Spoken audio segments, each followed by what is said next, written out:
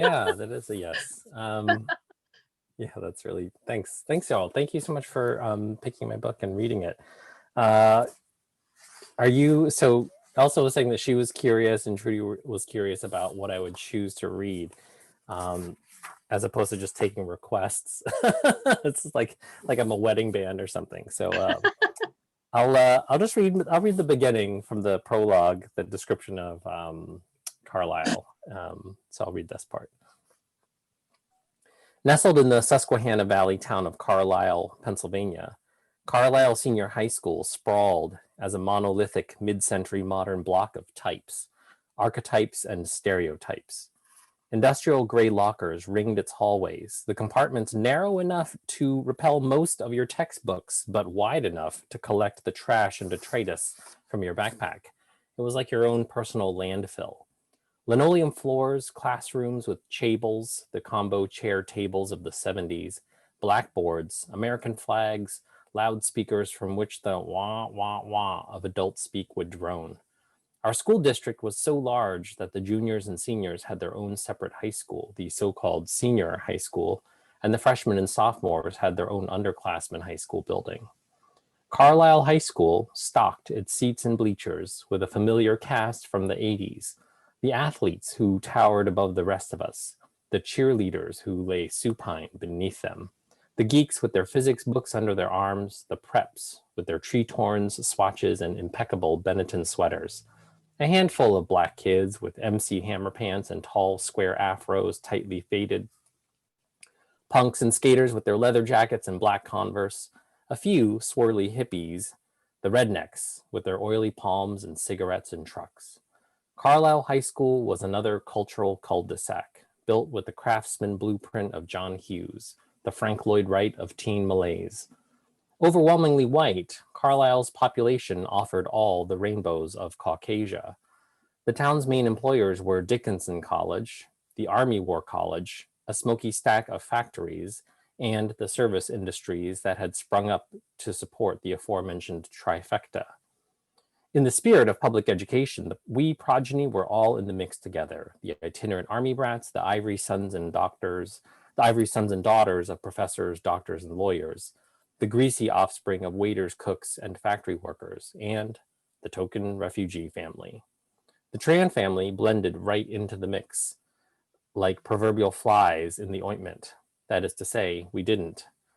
Carlisle's glitter was unmistakably 80s, but its structure was straight from the post-war era, bricked together by the mortar of the 50s. We had a downtown Woolworths with a chrome luncheonette counter and red vinyl stools, and a grand movie theater with its incandescent marquee. The four corners of Carlisle's town square were righted by two courthouses and two churches, Episcopalian and Presbyterian, God and law and God. It wasn't a subtle message to any of us living in Carlisle, what was at the heart of the town. And the pièce de résistance, our high school was the town's designated Cold War fallout shelter. The blue and yellow radiation placards festooned our hallways, reminding us that we were only a button push away from nuclear annihilation. From what I gleaned on television, Carlisle seemed like a slice of American pie a la mode. We bottled lightning bugs on summer nights, trucks flew Confederate flags, we loitered at 7-Elevens and truck stops. We shopped at flea markets and shot pellet guns. My high school provided a daycare for girls who had gotten pregnant but were still attending classes. We stirred up marching band pride and fomented football rivalries. The auto shop kids rattled by in muscle cars and smoked in ashen cobbles before the first period bell. We were rural royalty, Dairy Queens and Burger Kings. So I'll stop there. All right, let's have at it. Q&A time.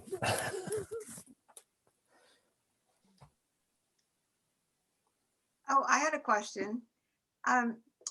You mentioned television. Did you have a television in your house growing up when you were, formative years? So a lot of your impressions about America came from television, maybe? Yeah, very much so. In fact, I learned English from watching Sesame Street. Okay. Yeah, and in the 70s, in the late 70s, Sesame Street, there were at least segments, substantial chunks of Sesame Street that were in Spanish. So when I went to kindergarten, I remember like just using Spanish, asking for like agua or something like that. And people would be like, what are you doing? Yeah. Yeah. So we had like an old black and white like TV that was donated to us with like bunny ears. And we never got, so we only got ABC, CBS, and PBS. And we never had NBC like my entire life. So there's like, and when there are only 4 shows on television or 4 channels on television and you're missing one, you're missing like 25% of all cultural illusions. So, I mean, to this day, anytime someone makes a reference to like silver spoons or the facts of life, I have no idea, or the Cosby Show, I have no idea what they're talking about. I never, it's really like, you don't realize how much you miss out on sort of like the inside joke when you don't have one of 4 channels. Yeah. Yeah. I have a question. I've got a question for you, but not much, a lot about the book, but I'm just curious about how you got into body art. I grew up in a community where I don't think I know anybody that had not a tattoo. I mean, on Long Island, it was just back in the 50s and 60s. I didn't see it. I didn't really discover body art until college. Sure. So I met a couple of people that actually had tattoos, but that world is just is all alien to me. How did you sort of move into that area? Yeah, there were so I was always interested in getting tattooed, even in high school. Like in high school, my friends, the punk rock skateboarding kids all were getting tattoos, and I just didn't have the money to do it. And also the guy who was tattooing all of my friends just did terrible tattoos. So I just I knew just off, just looking at it, I was like, oh, I don't think I want that on me forever. And then in college, I actually discovered, my parents gave me this credit card that was like an emergency credit card in case like I don't know, went to jail and needed bail money or something. But I discovered the cash advance function on this credit card. I was like, what's this? So I think my junior and my senior year, I started taking cash out from time to time and started getting tattooed in college. And then I kept getting tattooed through graduate school by the same person. And then we ended up sort of striking up a friendship. This was in 1995, 96.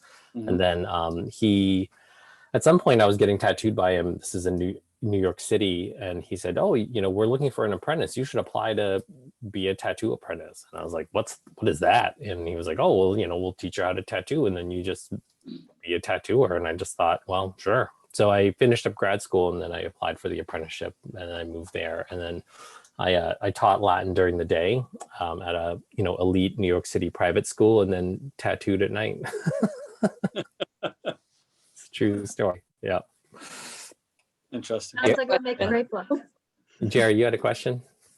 I did. Thank you. Yeah. My question was, if you were going to rewrite the lifetime reading plan for today's adolescents and adults, what 3 books besides yours would you include that were not included in Fadiman's versions? Oh my gosh, only 3? Holy cow. Well, I just limited. I didn't want to overwhelm you. Yeah, I mean, I'll say this if I could be vague. I think, I mean, I would love to, like I don't want to have, it's this idea of just building a longer table so that there are more seats at the table, like I think his original list of like 108 books is like pretty arbitrary. And, like one of the entries in his list is everything by William Shakespeare, which in and of itself could take a lifetime to read. It's kind of funny. But I mean, I obviously I think like women and, writers of color are incredibly underrepresented there. And doesn't, and they don't, it doesn't, I think it's always interesting, at least through his lens, and he's just like Clifton Fadiman himself is just such an interesting person. But, I think the idea that sort of literary humanity is by default white and male, right? Like, and I don't say that as a judgment. I just think like that is sort of what comes out of the corpus or the classics, the corpus of classical books. So yeah, so I mean, I would love to see more women. I would love to see more writers of color. And recognizing that like we're looking at like, and I feel sort of like mixed about the idea of books in translation, to be totally honest. Like, I think they're really valuable. I'm not sure if they necessarily belong in like the lifetime reading plan. And I say that having books in translation in the, you know, in my book. I mean, but that's another can of worms. But yeah, I mean, the short answer is I think more women and writers of color. I mean, you know, Malcolm X, James Baldwin, Frederick Douglass, you know, yeah, I mean, you name it, Toni Morrison, yeah, so many great writers, incredible writers that are not on there. That at least so that like people who come to the lifetime reading plan have an opportunity to see themselves reflected in the books that are included in there. It doesn't mean that you have to read it. There, you know, I don't even know if I've read half of the lifetime reading plan, but you know, you get to pick and choose. So that's exciting to me to think about that. Yeah, it's a great question. Thanks. Are you still as prolific a reader as you were in high school? No, I mean, I just have too many other things going, you know, it's like when you're a teenager in Carlisle, Pennsylvania, there's not a whole lot to do. And and also I think when I was reading as a teenager, I mean, I was reading in a kind of a desperate way and looking to connect with, you know, somebody or anybody.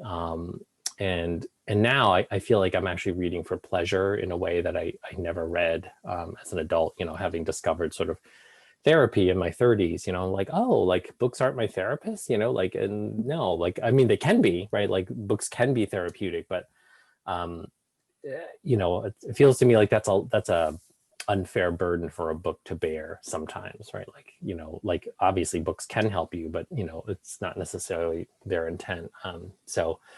And also I'm in a book club, so we're really just kind of reading whatever our book club leader picks. But and also, you know, just kids and working and all that stuff. I think if I can read like 20 to 25 books a year, I think that's a pretty good year. I mean, I know on like social media, there are these like bookstagrammers who are talking about trying to read like 100 books in a calendar year. Yeah, it's a lot.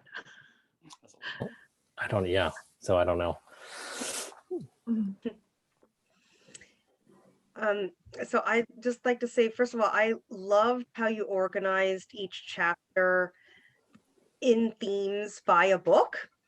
Thanks. I enjoyed listening to the audio version. And so actually my burning question is how you prepared yourself for the reading. You know, did you go back and rehearse, or did you just say, okay, I'm just going to go off the cuff, or, you know, did you have to re-record a lot of sections? You know, how did it go? Yeah. This is like a little bit of like, how does the sausage get made? And I would be happy. It was really, so, you know, so in the editing process, I think I probably read through the book aloud, like just my wife and I, we would like take turns reading the book aloud, or I read probably 4 times, like maybe 5. You know, like it's hard to say because like I would finish a chapter and at some point in the editing process, I would just read it aloud, because I think sometimes you just catch like rhythms or things that feel clunky, you know, aloud, and it looks great on the page. But so I didn't prep a lot when before the audiobook recording, just because I read it aloud so much. And so I was in a recording studio, like a professional recording studio here in Portland that Flatiron had, you know, rented out. And then there was a sound engineer in another room, like sort of like the way you imagine it, like he's got in front of a giant soundboard behind a glass pane. I'm in like a recording booth with like headphones on. And then I have a iPad with the book as a PDF so that like you don't hear the page turning. And then my producer was patched through from New York into my headphones. So she was on my headphones. Actually, to this day, I have no idea what she looks like. I just know what her voice sounds like. And they basically had me in there for 3.5 days reading. Yeah, so if I sort of like stumbled over words, you know, what's hard is that they, so she wanted to just get a sense of like my reading pace. And what's strange, you know, if any of you are parents, like, you know, that when you walk with like little kids and you have to walk slower than your natural pace, all of a sudden, like you start tripping, or like you know, things that are easy to navigate all of a sudden are hard. So she had me read at a slower pace than I would normally read. So that meant that I just would stumble over things that I wouldn't normally stumble over. And then also she was very particular about enunciating things, you know, like if I were to say like going to, you know, like obviously if you're reading quickly, you say and we're gonna. So she was really very precise about that. You know, things like, oh, the word, what was the word? Oh, breasts. You know, she's like, oh, I didn't, like I said it, she's like, oh, I didn't hear the T. And I was like, oh, like who says breasts? You know, but then you have to do it like it's natural, but also slower. So yeah. You know, I would say that at any given page, almost in every paragraph, like I messed something up and I would have to go back. So if you're reading along, you mess it up, like you don't stop. She just says, just go back, and then you go back and then you just read it. And then what they do is they splice it later in the post-production. I thought another thing that I thought was really interesting was that there were times when I would read something perfectly, but she just didn't sort of particularly like my performance of it. So she would say, oh, could you do that again, but like less emotional or more emotional, or that was, you know, a little too hysterical, or oh, that voice sounded weird. So there was a little bit of direction, but not a ton. And the microphone was really, really sensitive. So the microphone is right here. And there was a point at which we were supposed to break for lunch, but we were really close to the end of the chapter, and my stomach was kind of gurgling, and she could hear it on the microphone. And so she made me get my winter, it was in March. So I had to get my winter coat and 2 pillows, and I held it over my stomach to read through the last one. Oh, and then there was another time where she said, please stop scrolling on the iPad so much. I can hear your finger sliding on the screen. I mean, like the microphone is really sensitive. And that was the other thing, was like you get, you know, you're reading 100 pages a day aloud and making lots of mistakes. So doing second and third takes. And so your mouth just gets really dry. And so like, she was like, you need to take a drink. Like I can hear your lips smacking or whatever. It was really, yeah, it was a long process. Yeah. Thank you. That's exactly what I wanted to hear about. Yeah, yeah, sure. I can tell you more about it, but we'll move on. During the recording, did you ever find yourself feeling kind of emotional about some of the difficult parts of your book, or did you feel kind of distanced from it? No, I think I definitely, there were a couple of places that I got like a little bit like choked up, and you know, we just had to like take 5 or like do a takeover again for sure. Like the scene where my dad is like harassed at the tire factory, like that scene really like gets to me every time. Like, you know, like the first time I wrote it, like it was very emotional, and like I cried when I read it to my wife, and I think like, yeah, and then when I did it again during the book recording, that was hard. I don't remember what other, and the acknowledgements, I got pretty weepy during the acknowledgements, also probably because I was done with the book. I was like, all right, I'm sure I was crying because like I was happy that I was just over with, and also because it was very heartfelt. Yeah.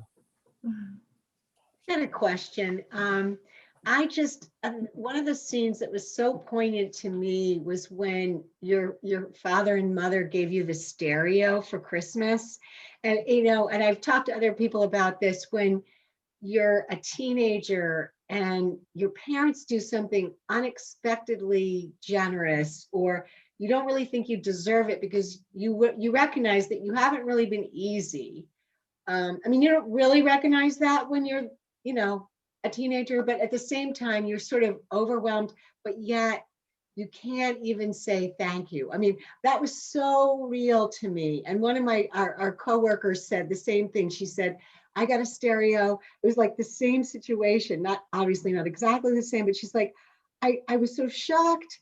I just stood there. I just couldn't say thank you. You know, I just got really, that really got Oh, me. thanks. Thank you. Yeah, no, it was, yeah, I just felt like it was, I mean, thanks. I love that scene also. I mean, it's, you know, it really happened. And I just remember, you know, not that long after, like, you know, what a lost opportunity that was, you know, and there's I think it's easy to fall into that trap of like, oh, I'm the hero of my own story. And, you know, sometimes like you're the one that really screwed it up, like meaning, you know, me, right? And I felt it was important for me to like, you know, also be like, hey, and here was an opportunity that my dad was trying to connect with me, and I was just too much of an idiot to, you know, acknowledge it, as teenagers are, right? Like, so it's you know, it's hard to kind of thread that needle of like acknowledging sort of both my father's and my shortcoming, and also,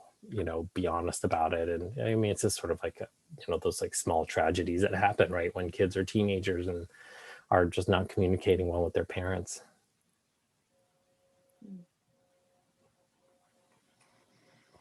So I had a couple things, Marcia.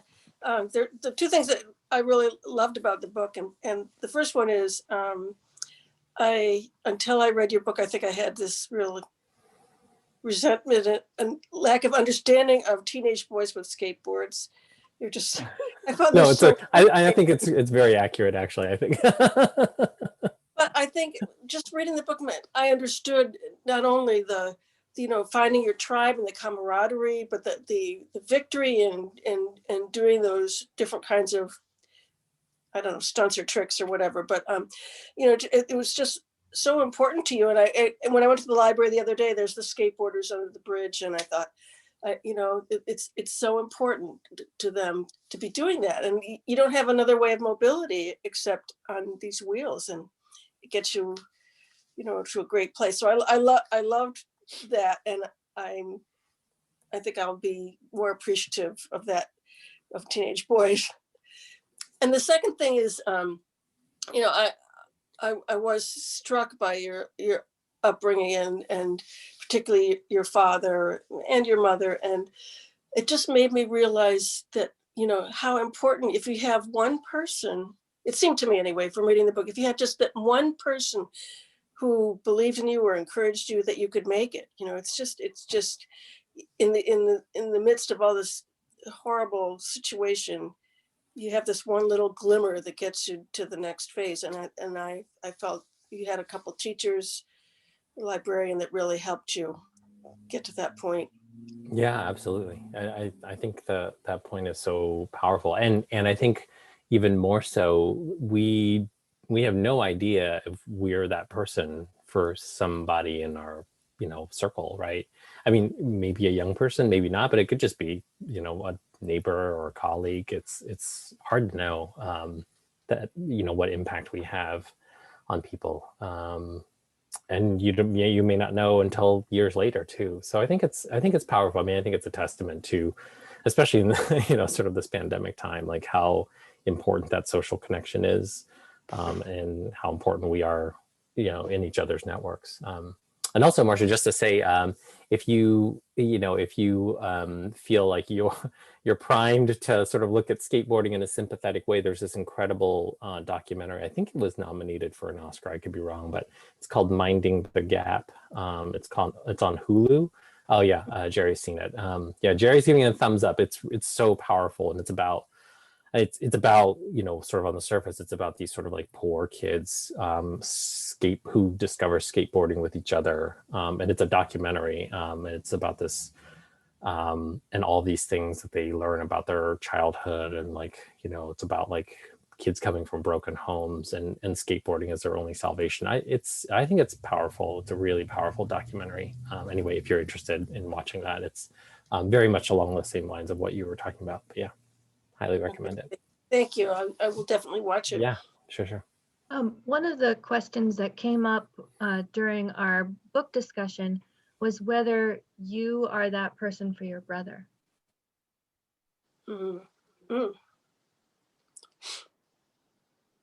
It's funny. So my brother and I mean, we have a complicated, really, I mean, I love my brother very much. And we maybe, gosh, 15 years ago, it was like we were in our 30s. Like we had this huge like blowout fight, like over what I thought my brother was overreacting, because I just had made some sort of offhand comment about something.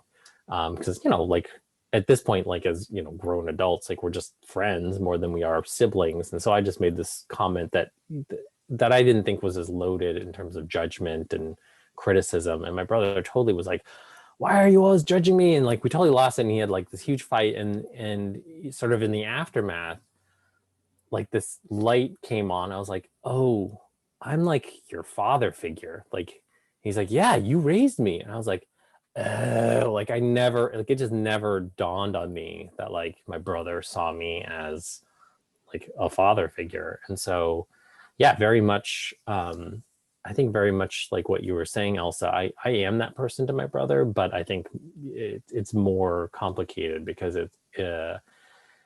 because like he really does look to me for approval, or did. And, so I just didn't realize that before. Right. So it's like, if you don't realize that someone admires you or thinks of you in that way, like, then when you say things like, oh, that's dumb, your couch is dumpy, right? Like, if your friend says that, it's one thing. And if your mom walks into the room and says, your couch is a dump, it feels different. So anyway, that was a big epiphany for me and my brother, at least in our, our heated fight, I guess. I've got another question. Yeah. So there were a couple of moments in the book. Well, one, when your family got on the bus in Saigon and you had a tantrum and everybody got off, and that bus was hit, and everybody died. And the other was when you saw your great grandmother in your apartment on the night that there was a fire and she didn't survive. And I was like, whoa. So do you have a sense that you have some kind of intuitive connection with the world, or was this just, these were just moments in your personal history? I don't know. Yeah, I appreciate that question. I don't know. I don't think so. I think some people, I want to, especially about the bus thing.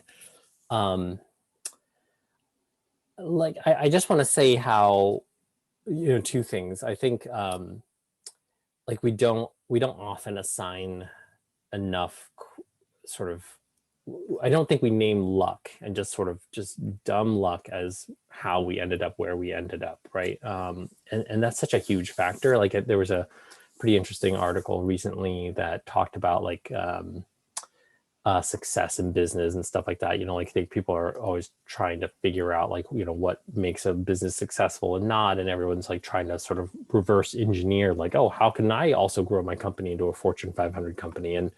And people often overlook this idea of like, oh, and I just happened to meet this person, or we met at this cocktail thing or whatever. And so much of success can be ascribed to luck. And I that feels, a little bit nihilistic, right? Because then you're just like, well, then what's the point in trying, which is not at all what I'm suggesting. But I think I just want to give credit that like, who had, who can take responsibility for, my having a tantrum at, 2 years old, and getting off the bus, and that said, what's fascinating to me, especially as a kid growing up, was how my grandmother and my, my family, but especially my grandparents, they would always point to the fact that we escaped at all, that we somehow deserved it, that we deserved it. And that, that we were somehow like, that we were just deserving of it. And that we had done things, it was a little bit of like Catholicism, and it was a little bit of like,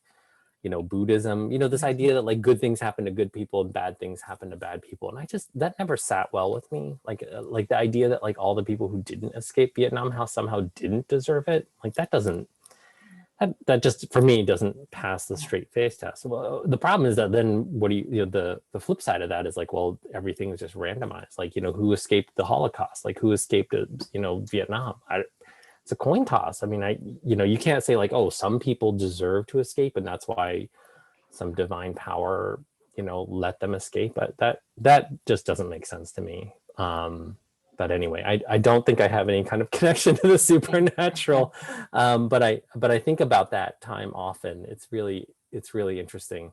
I was interviewed by Scott Simon on Morning Edition. I don't know if they cut this out of the interview, but he asked me, he said, why do you think you were spared, from the bus, or by the bus and all that stuff? And I said, I don't know if there's a bigger meaning to that. And he really pushed me on that, because I think Scott Simon really wants there to be some kind of like a cosmic message to it. And I don't know if I can, because I feel like the implied is that the cosmic message is also people who don't survive or don't get the lucky break didn't deserve it. I don't know. Anyway. Thank you. Yeah. Am I allowed a second question? Yes. Yeah, I had the same question. Debating between two separate questions, but I'll just, I'm just curious, actually how you met your wife, like what your, like preferred Genesis story is on that. And, in the context of kind of where you came from, right? And you were trying to figure out, like, through looking on your website and other sources, sort of what happened next, but I'd love to hear it in your own words. Sure, yeah. So I was, so my wife and I both met at Bard College. I was actually her RA at college, but we did not date. We always make that very clear. There was no abuse of my RA powers. Yeah, so we just met in college, and actually I was dating someone, she was dating someone, but we just like became friends because we were in the same dorm, and then we stayed friends all through college and then after college. In fact, so she was living in Portland and I was living in New York. And then, we sort of kept up a friendship and correspondence. And then at some point, we were like, oh, I think I would like to try and start dating you. That's sort of like the PG version of it. I'll spare all the children in the room. Yeah. All right, thank you. Yeah. I'm wondering if you have a writing schedule or daily routine, or if you just write whenever you can grab the time or when the muse moves you. Yeah. So, right now so for the book, I was highly regimented. I call it the boa constrictor writing schedule, because I was teaching Latin at Waynfleet during the day and I was tattooing at night. So I was working, 6 days a week. And so basically I would write every other Sunday all day. So every other Sunday I would go into the Waynfleet Library at 8 or 9 in the morning, and then I would just write probably till like 5 or 6 in the late afternoon. So the 2 weeks in between, I would be taking notes and sort of like thinking about scenes and all that stuff. But I wasn't writing I just couldn't. My schedule just couldn't allow a daily writing habit. So I would just sort of like wait for 2 weeks and then gorge for one day, like just like write. And then, and then it would be like another 2 weeks. So that worked actually great for me. I loved it. I know that some people write every day and they say that like, that's the, I think Philip Roth calls it like the Sitzfleisch, right? Like you just got to sit at the typewriter and just like pound it out. I love like the just write one day all day, because like if you have a good head of steam, like you can really get going. You don't have to stop, if you feel like you're on a hot streak. But yeah.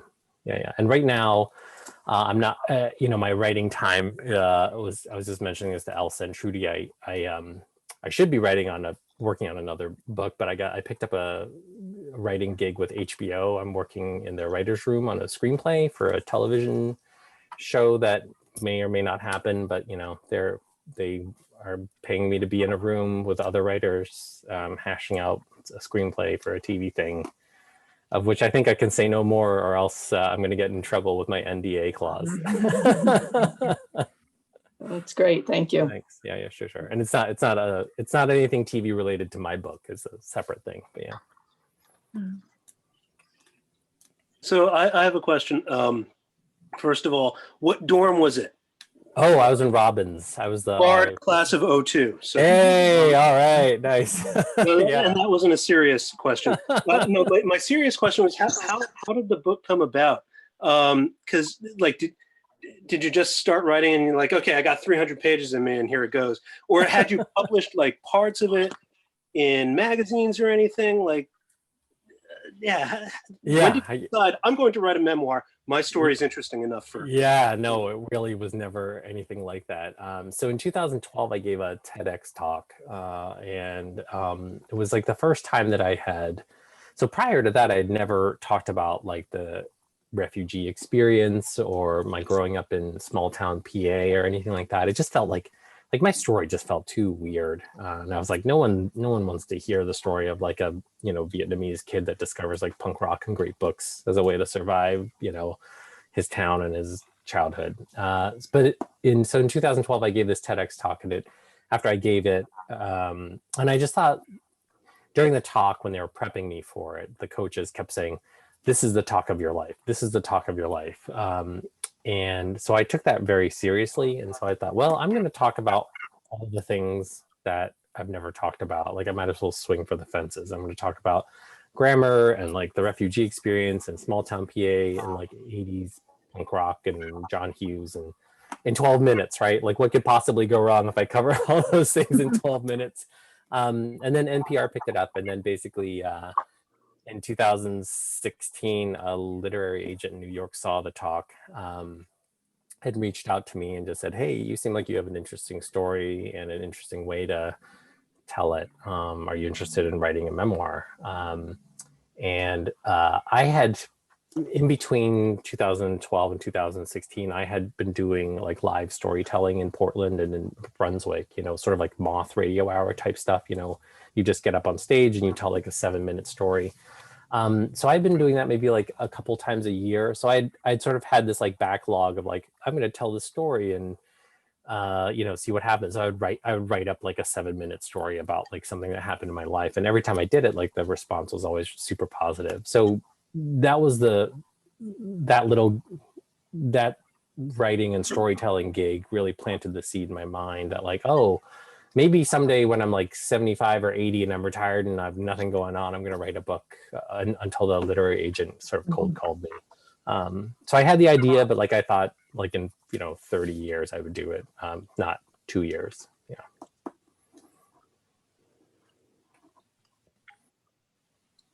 I have a question about something completely different. Sure. I have always been fascinated by the idea of American names. That's a thing in my family also. My grandfather was Canute and was always called Ray. Like that's really close to Canute. And so I was really struck by your part about being wanting to be called Peter for a day. And I was wondering, because your name has two pronunciations, which one you feel internally is you, or are you kind of both?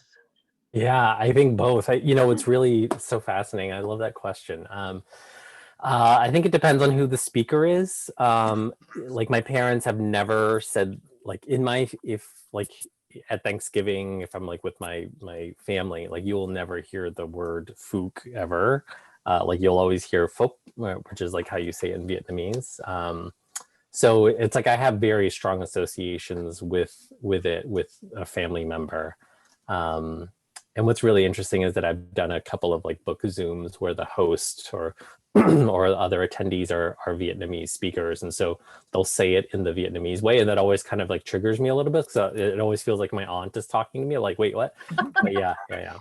You know, and something interesting that I just learned not too long ago, Elsa, about like the name thing was that, you know, like I think names are like our first, sort of the first way that we stake our identity, right? And they're a marker, and it identifies like, you know, in a very tribal way, like who are our people. And so France, it was actually illegal in France to give a child a non-French name up until like the 90s. It's bonkers, right? Like, so there was like a law on the books. It was like you couldn't name your kid like Mohammed or Phuc or, you know, Dietrich, right? It was just like you had to pick. They had like a registry. It was like your child can be like Jean, Marc, Henri, you know, like, you know, Claire or Annalise or whatever. It was only until the 90s that like they got rid of that law. So I just think that like it's a small thing, but it's also, I mean,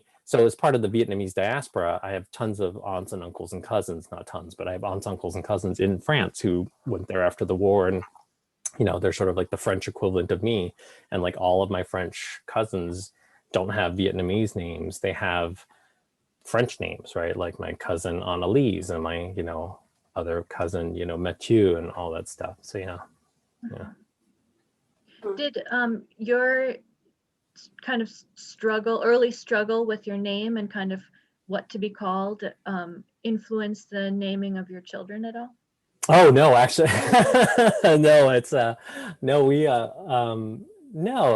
We just sort of chose names that we thought like sounded nice. So my older daughter's named Phoebe after Holden Caulfield's sister from Catcher in the Rye, and then Beatrix is named. It's a little bit of a nod to Dante.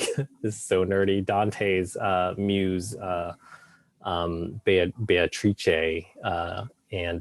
But also because Phoebe and Beatrix Phoebe is a Greek name and Beatrix is a Latin name. So like I snuck in a little bit of Latin and Greek classical thing in there.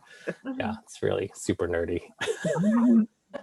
I think Julie had a question earlier. Am I wrong, Julie? Yeah.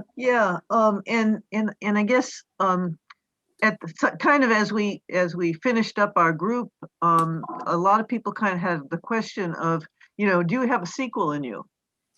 And because I think that there's for me, reading the book was really important because I've through this past year especially, I've been reading a lot of things connected to Black Lives Matter, right? And I've learned a lot about that culture, and certainly and your culture is just as impressive and just as alien to me.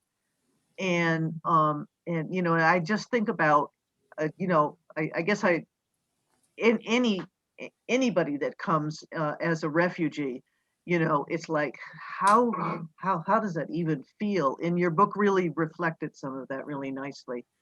But the question is that after the book ends, I think the ending chapter was 91, has your life continued to have that flavor? We've heard a lot, but we've heard a lot about, bullying of Asians and issues with, with their lives. And is that also part of your life? Thanks.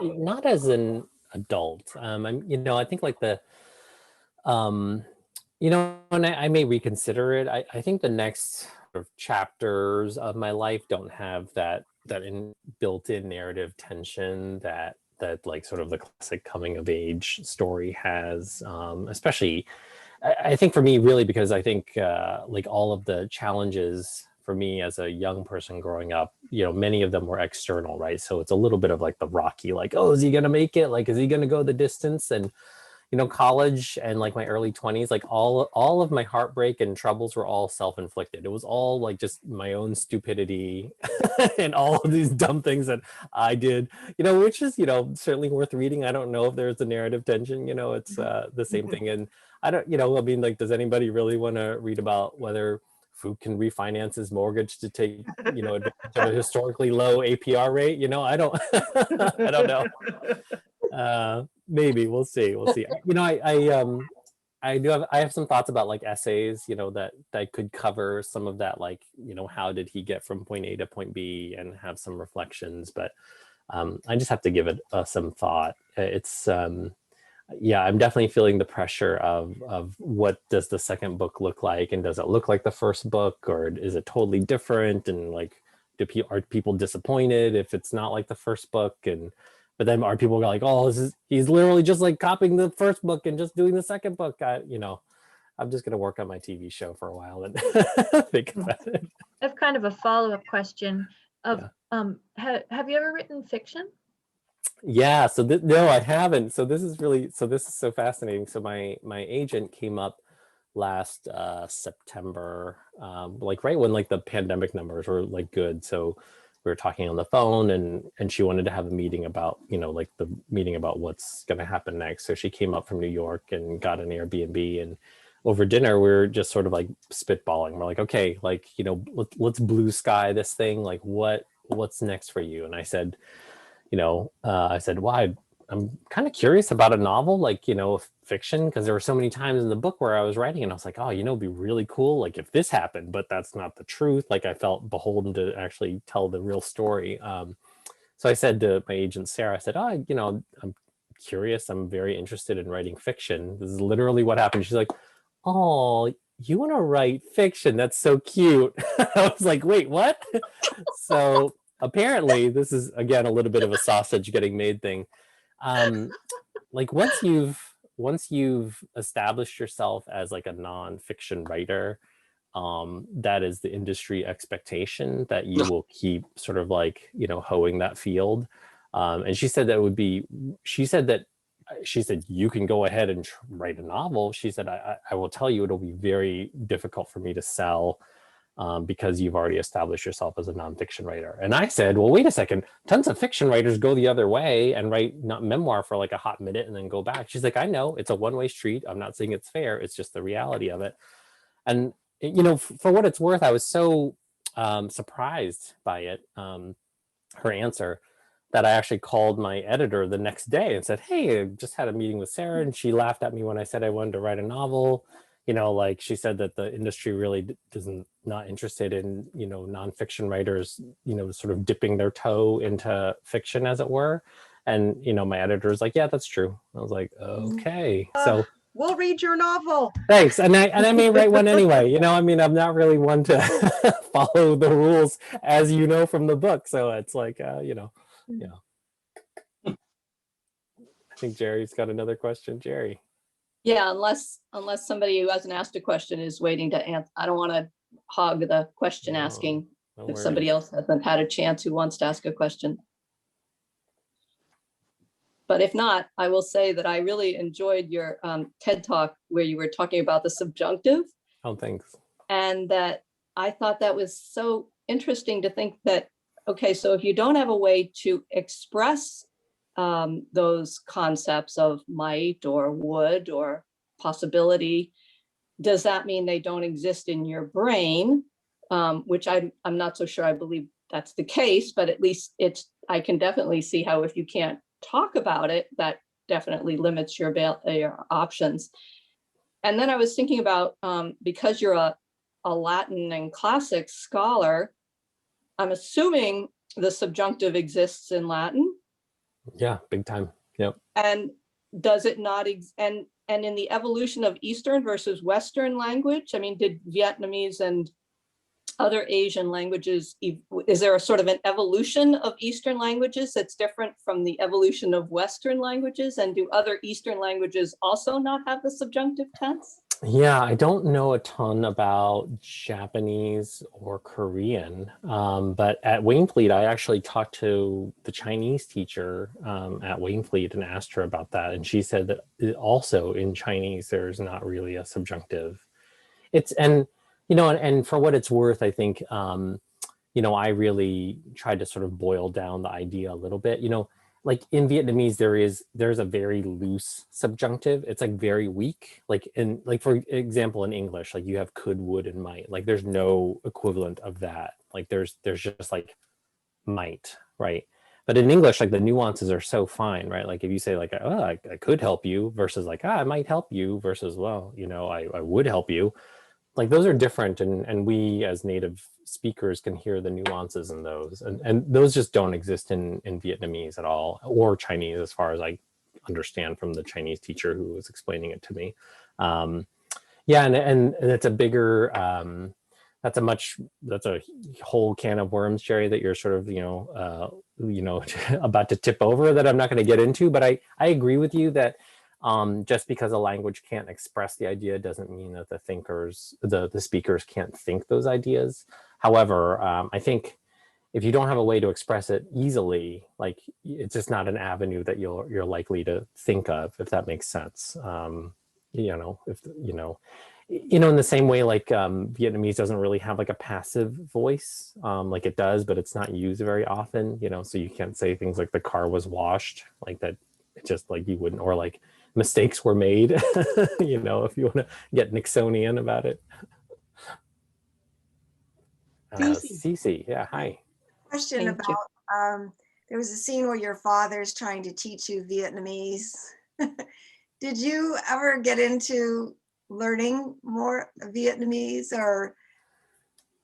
Yeah, I did. The whole identity was to be American. That's why I asked the question about television. Yeah, for sure. Really trying to be an American. And my second question would be, at what point did you really say, look, I'm an American, right? I mean, you lived here and your parents were very much into their, the culture, but you didn't grow up other than in a family. You didn't grow up in that culture. Right. No, absolutely. And I think, right. And I think it's such a great question. My Vietnamese is sort of like kitchen Vietnamese, like, so I never really learned more of it. Like I can speak to my parents, and if, I went to Vietnam, I could, get a hotel room and order food. But I'm functionally illiterate. And there wasn't really any use of it for me. Like it wasn't like, it never served any purpose for me to sort of like, develop a more sophisticated vocabulary or learn to read or write in it. And also, as you so rightly pointed out, like I didn't grow up with a critical mass of other Vietnamese people around. It's what's really interesting is that like my cousin, who grew up in California, did grow up around a very large Vietnamese community in the Bay Area, and like she went to like Vietnamese school on the weekends and stuff. So she has just like a different relationship with like Vietnamese culture, and she sort of actively seeks out Vietnamese people. Like when she went to college, like there was like the Vietnamese or Asian or Vietnamese Students Association and stuff like that. And I think like our, for my family, like we were just, we were part of that. The reason we ended up in Carlisle is because of there's this federal policy that the government enacted. Some people are shaking their heads. There was what's called the refugee dispersion policy. So when the Vietnamese settled here in 1975, they specifically settled them as far apart from each other as possible in order to speed up, acculturation, assimilation, language acquisition, all those things. So, in some ways, like it was very successful because like we all learned English in a hurry because there were no other Vietnamese people around. And so, yeah, I mean, I don't know if there was a moment at which I really felt like, American. I mean, I think I always felt American, to be totally honest. And I think it was more bewildering for me, for kids to always be like, where are you really from? And like, go back to your country.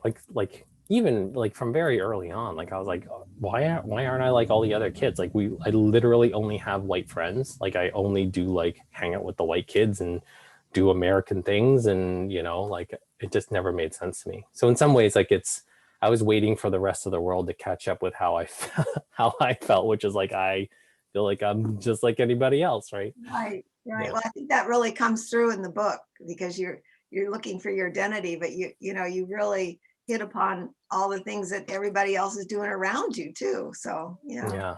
Thank you. Thanks. I just have to ask a follow-up question. What does the country Vietnam mean to you at this point?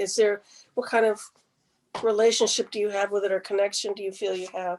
I don't, yeah, I mean, I can recognize that like, it's like, the place that my family comes from, but I don't, and I may change my tune when I go back there, and like, there may be some awakening for me. I haven't gone yet. It was on my list of like places to go before the pandemic came around, and I'm waiting on my kids to get a little bit older so that we can all go as a family.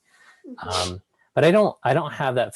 I think I feel about Vietnam the way that maybe like, like a second generation Irish person feels about Ireland, right? Like, I don't know, like, oh, so like, my wife is like, that's a good example, right? My wife, has like Irish heritage, like big time Irish heritage. And like, we went to Ireland, and, I was like, oh, what's it like? She's like, oh, it's interesting to think like this is where like my great grandparents came from.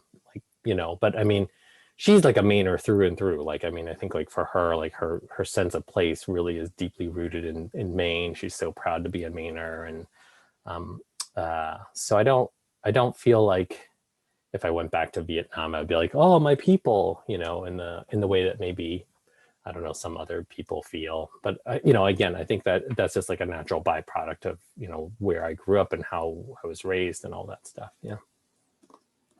Thanks. Yeah. So it's 8:00 now. We said we'd steal you away from your regular life for an hour. Thanks, Elsa. Thank you so much for talking with us today. Thank you It was so much for really, inviting me. really Yeah. nice. Andy, did you have a quick question before we sign off? I just wasn't sure. You haven't been back to you haven't gone to Vietnam since you first left? No, I know I didn't. So I was trying to convince my parents, like early in the 2000s, I was really trying to convince my parents to go with me. I know it sounds like it sounds like the premise for like a sitcom, right? Like thinking what you know about my parents, right? Imagine like me and my parents going to Vietnam together. That said, I am always down for an adventure, especially with Chan and Kim. So I was like, let's go to Vietnam. It'll be great. And my parents, like you know, it was the first time I was like, oh, yeah, they were like, we will never go there. And I was like, why? They're like, because it's not our country anymore. And I was like, what do you mean? It's like Vietnam. They're like, yeah, but like the bad guys won. They took over the country. We're not going to give them a nickel, like a red cent, you know? I was like, but like, people there, they're like, we don't care. Like their sense of, their personal animus towards the end of the war, how they left, like the atrocities that were committed. It runs very deep for my parents. So I spent a lot of time trying to convince them to go, and they were just like, nope, we'll never go. Like, you can go. And what's really interesting is that my parents are the lone holdout. Like my uncles have gone, my aunts have gone, my brother went there on his honeymoon. So, for whatever reason, I just decided that I abandoned the idea of going with my parents. So now I'll just go with my kids and maybe like an aunt or an uncle or something. But yeah. I loved it when I visited. Oh, good. Yeah, I've heard it's amazing, and Yeah. very, very, very hot. Very interesting about the war, but everybody seemed to welcome us, and they were thankful that we were giving them our money. Yeah, for sure. Yeah, right. Just yeah. like Maine, really. Yeah, right. That's funny. Yeah. Great. Well, thank you all for coming. This was Thank really, you. really an enjoyable evening. Thank you so much for reading the book, and good luck with you. I mean, it's summertime in Maine, right? It's like our 3-month window. Everyone's vaccinated, hopefully, and we can all get out there and enjoy a normal adjacent summer. So thank you so much for reading the book. Yeah. And, Thank you. Thanks so much. Yeah, of All course. right. Yeah. Take care, everybody. Great Thanks to for see you. coming. Good night. Thank you. Elsa. Good Thanks, night. Judy. Bye. I do hate that